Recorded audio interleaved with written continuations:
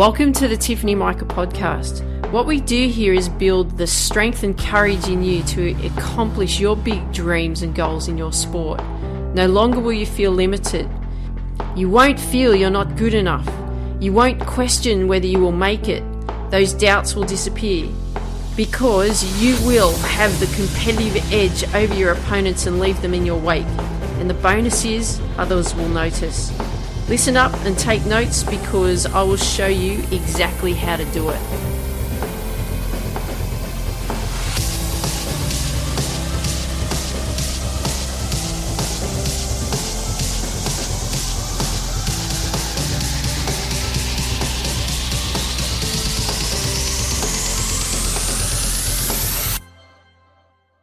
Hey there, Tiff here, and welcome to the Tiffany Micah podcast. I'm so excited that you're back here, and I'm looking really forward to talking to you about what we're going to be talking about today.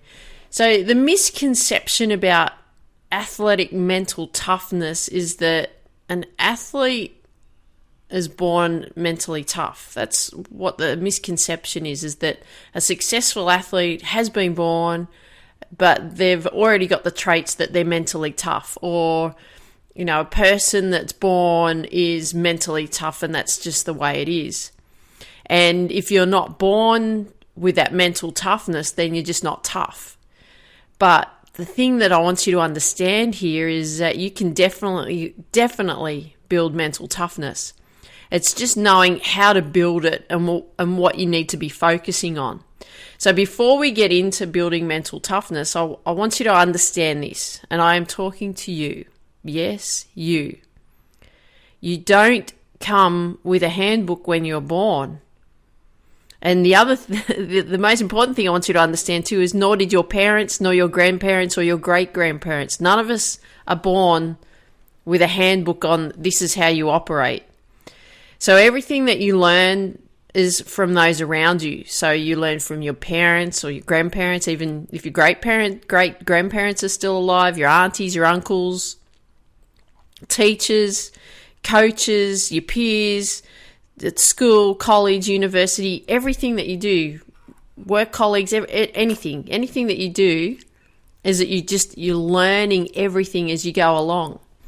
So I don't want you to expect that you should know in anything that you do. I want you to give yourself permission in the sense it's okay not to know how to do things, because it's all about learning. It's all about learning, and everything that you do in life is all about those experiences and that learning that you gain from that. Okay? I really want you to understand that, because all the things that like I know now that I wish that I knew that when I was 20, and I'll tell you what, I do wish I knew those when I was 20, but it's been through my life experiences that I've had. It's been through my life learnings that I've had. It's been through the courses that I've done over the years. It's been through the work that I've done on me over the years. It's been the work that I've done in coaching as well, you know, and everything else that I've done over the years that's given me the knowledge of what I have now. But I'm still learning too. I'm learning all the time. Every day I'm learning something new, or I'm developing something new, or I'm becoming aware of something that I haven't heard of before. And like even nutrition, like I've always prided myself on knowing so much about how to perform better through good nutrition, through everything that I've learnt throughout the years. But what I've discovered just recently in the last few months, especially the last month especially, it's been so revolutionary, and I'll share that in later episodes, but that, I'll tell you what, has been absolutely incredible with regards to nutrition. But what I want to promise to you, and what I want you to promise to me, is that don't expect that you should know everything.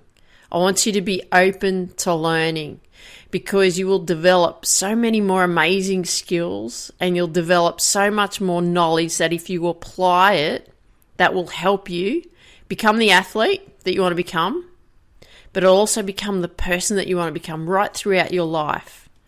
Okay, so don't expect that you should be born with this mental toughness, or, they say athletes are born and not made. Athletes are made because you have to develop skills. You may be given a gift. I know I was given a gift in sport. I'm very aware of that. Other people were given a gift in music. My guitar teacher, he was definitely given a gift in music because he can play anything. He can teach any instrument. He can just pick something up and play it. It's amazing. Then you have those people that are, a singer, that they have that gift. I look at one of my nieces, she's naturally gifted as a dancer. She can dance so well. Makes me look like a beginner all the time. But what I want you to understand is, okay, some of us are going to be born with special gifts, but you can never not develop anything, or you can never not develop any skills that you want to acquire, okay? And that's what we're going to be working on here today. Mental toughness, it's a skill. It's got to be developed. So that's what we're going to be working on. And what I'm going to do here is I'm going to share with you the 7 steps on how to build mental toughness. So here we go. Number 1, setting specific goals. So you hear this from me all the time. Setting goals. You've got to set goals. Now, the reason that we want to set goals is because what they do is they push you. Because if you don't set goals, what happens? You drift along. I'm exactly the same. I've actually taken the last 2 weeks off, leading up to the end of June, not setting goals for the last 2 weeks on purpose. And that was to give myself a break. But I know that when I've had a break, I'm like, okay, I'm ready to go. Let's push, right? And that's what they do. The setting goals, they push you to grow and they push you to get better. And that's what you want. You want to have some pressure put on you, okay? Because again, that's going to help develop that mental toughness. Number 2, intense practice and training sessions. So when you go to practice and train, so even though when you go and practice and train with your coach, you want to do this because you tend to be a lot more motivated and so on if you practice with your coach and your team. But I'm talking about when you go and practice and you train on your own, you want the sessions to be intense. You want the sessions to be purpose or goal-driven, okay? And the reason for this is because, again, it puts the pressure on you to perform. And the pressure is for you to tune in and focus in what you're doing so you can achieve an outcome, whatever that outcome is. So I don't want you to get the feeling that it always has to be a result outcome. It may be like a better outcome in the sense of, that your practice session was actually better. You could feel better because you felt like you zoned in and focused better, or you felt that you were much more alert, or you were a lot stronger in those moments when you were doing that specific skill or training session. Whatever the intention is for that practice or that training session. But you want to make sure that in that intense practice and training session, you've set like an intention of what you want to actually achieve from that session. Okay, really important. Number 3, competitive practice. So this is where you create practice sessions that's going to require a result. The other one, that intense practice and training sessions, was all around the processes that you want to do there. Techniques and in that improvement, but that they want to be intense in the sense that you're focused and zoned in. But in this one, in the third one, the competitive practice part, you want to actually practice what you would do when you compete. So you do require a result here, a specific score, or a specific time, or something that needs to be achieved, like for your sport. So it trains you to think and act at a competitive level like you do in those tournaments and competitions. And you do that when you practice as well. But you have specific competitive practice sessions. You have specific intense practice and training sessions, right? They're specific. It's not all jumbled in together. Number 4, create pressure simulations. So here, what you want to do here is you want to mimic a specific play or pattern of play that comes up in your sport. Then what you want to do is you want to practice those plays or patterns of play with the same mental approach that you would have when you're in competition or in your race or in your fight day. whatever your sport is. Okay, so you want to create those pressure simulations. Number 5, feedback. And you hear me talk about this a lot. Feedback is so important. So with feedback, you need to have a few systems in place where you can track what you're doing in those situations, whatever the focus is, and that will provide the feedback for you. So what the feedback does is the feedback helps you identify what is working well. You have feedback that helps you identify what is not working so well. You have that feedback that helps you identify what to keep. And you have that feedback that helps you identify what to change. Okay, it's all part of that development. So it's so important to have that feedback because you want to know if you're on the right track. You also want to know if you're not on the right track, and then how you can tweak things where needed to make the changes, so that you can then continue to build you into that athlete. Number 6. Build confidence through rigorous physical preparation. Yep, we still need to put in the hard work.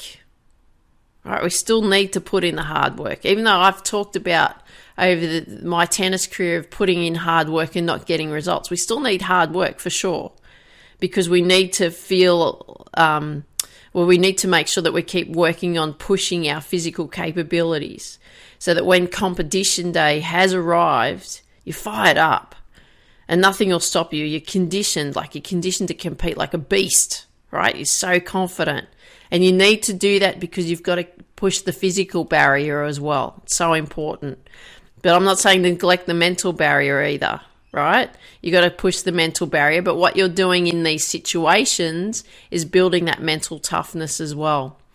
And number 7, build confidence through self-statements. So what you think and say affects your subconscious, and you'll hear it. So what I want you to make sure that you are aware of here is that you're aware of what you're actually saying to yourself.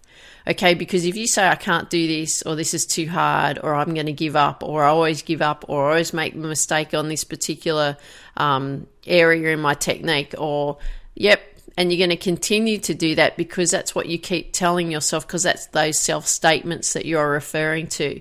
So what you want to make sure that you do here is you're creating the self-statements that are going to make you feel pumped, they're going to make you feel confident, and the repetition of you saying those on a daily basis is also going to help build that confidence. So when you build confidence and you're confident, then you become tough. Right? When you're not confident, you're not tough, there's doubt. So we want to make sure that what we're doing here is we're building the confidence. So what I want you to do here is write up a whole list of confidence self-statements and repeat them every day. So here's some examples. These are really simple, but it's really important that you do things like this. I am strong. I am powerful. I am mechanically efficient. I give all of me. I compete at my best every time. I love to push myself because it makes me feel alive. I train at my best every time. I practice at my best every time. I give the best of me every single time I step out onto the court, the field, the ring, jump into the pool, whatever, okay? It's all about those self-confident statements that you want to be saying to yourself. So just a quick summary on those specific 7 steps. Number 1, setting specific goals. Number 2, intense practice and training sessions. Number 3, competitive practice. Number 4, create pressure simulations.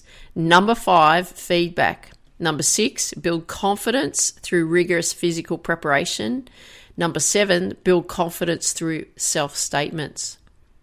So that's how you're going to do it. That's how you're going to start building that mental toughness.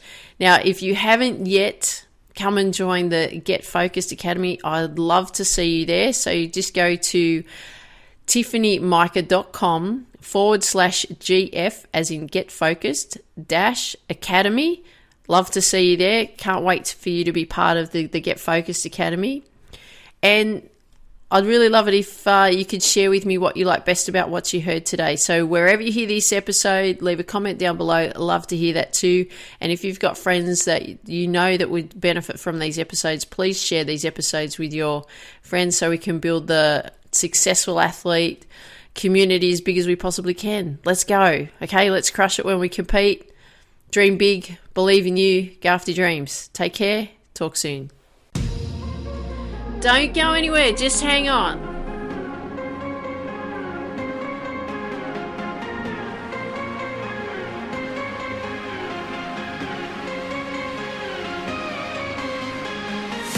Don't go anywhere.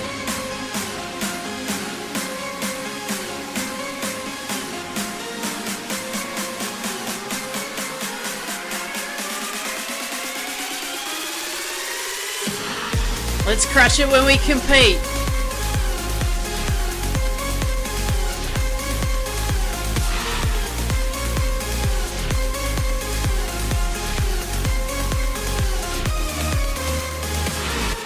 Come on.